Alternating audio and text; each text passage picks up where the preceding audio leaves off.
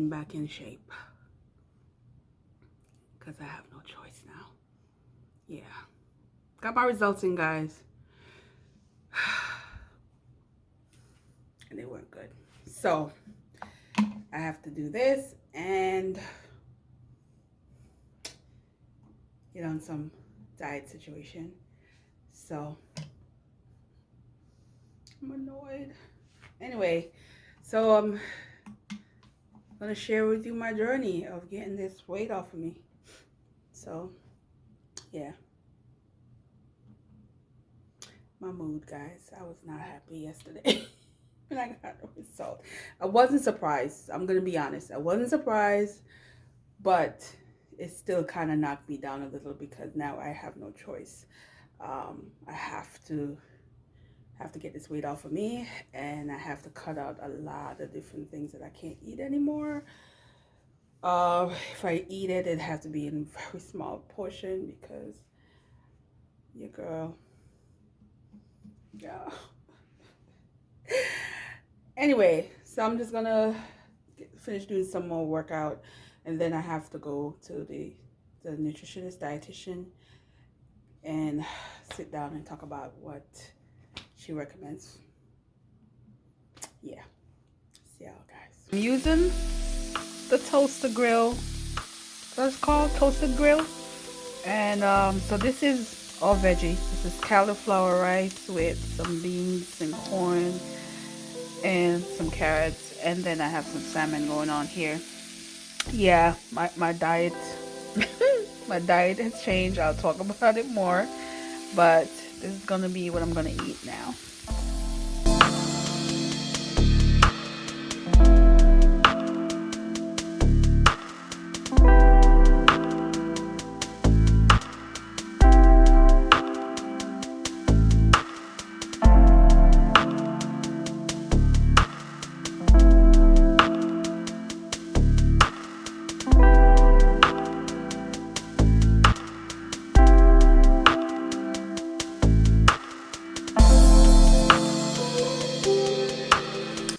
Hey guys, so today was a long day, guys. I did go to the dietitian. Yeah, I'm still I'm still coping. You know, my family curse done caught up with me. Anyway, but it was a really good session with her. Going through my charts, going through food groups, food to gravitate to, food to stay away from. I'm back to the amount of carbs that I was taking on keto, but I'm not on a keto. Keto is a no for me, apparently, because the fat. Yeah, keto has does have high fat, but it works. I forgot how it works, but it does work. But I can't do the high fat. I have to lower the fat. So this is why it's sort of being on a keto without the high fat, if that's what I mean. Like the carbs and the low sugar just remind me of keto. So there's a lot of stuff I can still eat, but of course there's some stuff I have to stay away from. Like I eat a lot of cheese on keto. I gotta reduce the amount of cheese. So that was a bummer. But I'm coping. You know, new things, and I'm coping. And I had a long talk with my mama and all that, and it is what it is. But it's ways to get past it. I will talk about it more in 30 days because I'm on a 30-day situation right now, and when I go back in 30 days and see where we're at, I will give you the rundown of what's going on. So, but for those of you who watched my last year situation when I had that little scare, you already know what it is. Just put two and two together. I just don't feel like talking. I don't feel like saying it. It's just I haven't been able to say it. I think I said it once when I was telling my mother, but I can't say it. So I'm just not there yet. So this video, I think up to six short story collection this year, which is a lot for me. I think typically it's like 3 I will read. So I wanted to talk about the ones that are memorable, the ones that I would say, yes, go pick it up, go read it. So we're going to start with the first one, which is the last one I read, which was Milk, Blood, Heat. This is a debut author. She came swinging, and I love how creative she is with the story, because this is a stories that are complicated with marriage, family, children, birth, you know, being motherhood, that kind of deal. And the way she did it in a way where when she's writing it, she suck you in, but then she gets you at the end where she kind of like clip it.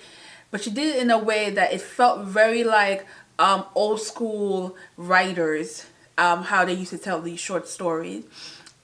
But she also pushed the envelope with it, which a lot of people wouldn't have done in her case, which I found was very creative. Love the stories. I mean, she had them. There were some creepy elements to some of the story, but it just turned out real well, and I really love this collection. Then we have Caribbean stuff. So we're gonna go with Kingston, New York, and this one is a collection. This is an older book. I think this came out back in the 90s, maybe? No, can't be that far back. 2000. What am I saying? 2012. Sorry. It felt so old school because of the, you know, the picture.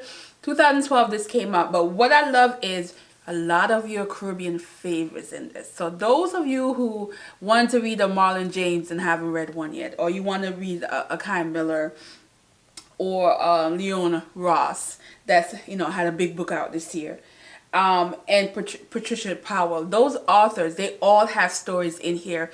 But it's very authentic Caribbean, very much give you a taste of, like for me, who I've read every single book from Marlon James, I was able to get a taste of him where I'm like, yeah, that's Marlon James. And then, you know, for those of people who are wondering about his writing style, you would get it. Kai Miller, yes. I still love my babes, but he was in this doing his most, and I love it. The collection really flows, really makes sense, but also very harsh and very much raw, in your face stories that are Caribbean related, but also anybody can relate to when you think of some of the circumstances that these characters were in. And there's one, I think the Patricia Powell one, that was like yeah, she really got me, and I'm like, yes. Then the next one, everybody and their mama talking about this book this year. And it's The Secret Lives of Church Children. Church Children. What am I saying? Well, I mean, they might as well be, but Secret Lives of Church Ladies. So this is another one that I read back in, I believe, February. And this one also, when I think of this, if you grew up in church, especially Christianity kind of church, there's some of the things in this that will not surprise you. You've heard stories, you've seen bad behavior, you've seen certain things that this is not going to really shock you, but it still give you that kind of that kind of reaction as you're turning the pages to each story. And so I loved it for that bit of nostalgic moments in it, of things that happened that you know of, that you've heard of, especially, you know, like I said, if you grew up in church. So for some people, the stories weren't shocking. Like for me, they weren't shocking, but they were well done and make you want to keep, you know, hearing gossip, like, you know, the church gossip. That kind of deal. So I loved it for that, and I was very much into it. I mean, there's some people that will just rave about this as if like, y'all never heard no stories, some of these stories. That kind of deal. But well done. Very short, but it was sweet. And then, if you watch me anytime at all in the summertime, you know how much I love this book.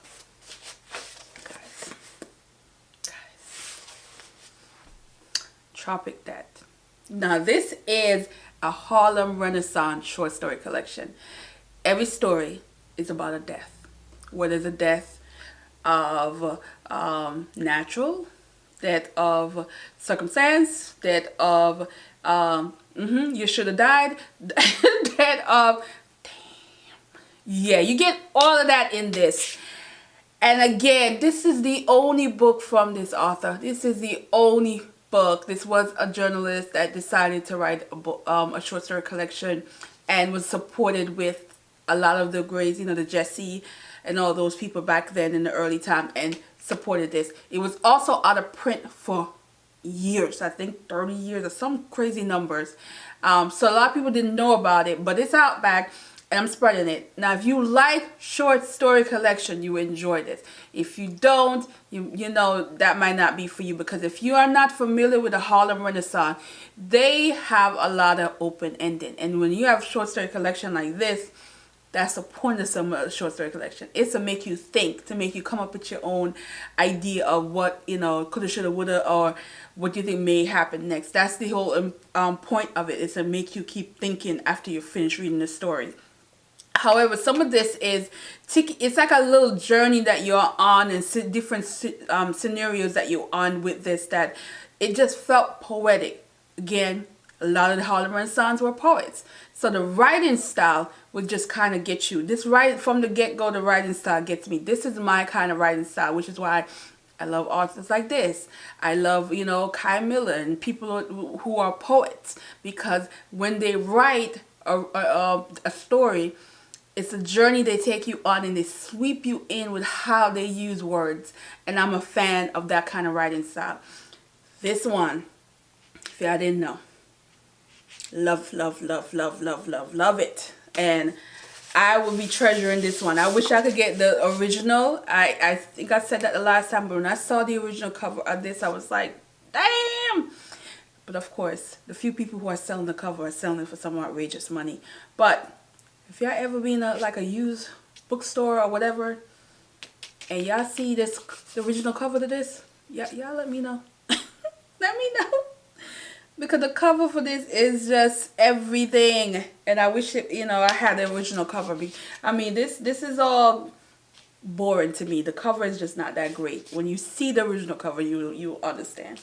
But yeah, I am going to reread this. I think I want to reread this before the end of the year, or maybe beginning next year, because I really enjoy this. Again, Harlem Renaissance writing style, not for everybody. Just point that out. If you're not an open-ending person and you don't like that kind of deal, you might, you know, have an issue with it. But these are the 4 books this year. I don't think there's any more left on my TBR. I don't think. If something pops up before this, I will see. Now that I think about it, I did read 7. So I read 2. I read 1 more this month. So this is 4, 5, 6, 7. Yeah, it was 7 short story collection, I think. Yeah, I think it's about 7. But anyway, these are the 4. Yeah. Definitely entertaining as hell. You will laugh. Caribbean awesomeness. And then a little shock value, but I'm in it. And this just all that. So I'm gonna end it here, and then be back tomorrow. I am back on the working out thing. Yeah, guys. So go ahead and follow me on my other Instagram too, PD_gold.